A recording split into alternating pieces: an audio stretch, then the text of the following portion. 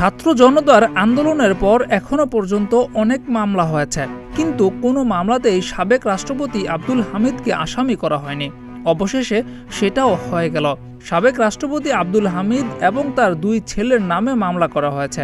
দেশে এই প্রথম কোনো মামলায় সাবেক রাষ্ট্রপতিকে আসামি করা হলো।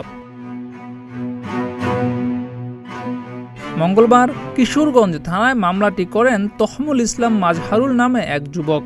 একই মামলায় সাবেক প্রধানমন্ত্রী শেখ হাসিনা, তার বোন শেখ রেহানা, ছেলে সজীব ওয়াজেদ জয় এবং মেয়ে সায়মা ওয়াজেদের নামও রয়েছে।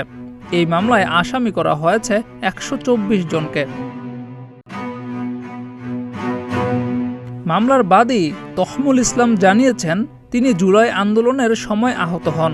দীর্ঘদিন চিকিৎসা নেওয়ার পর এখন কিছুটা সুস্থ হওয়ায় মামলা করেছেন।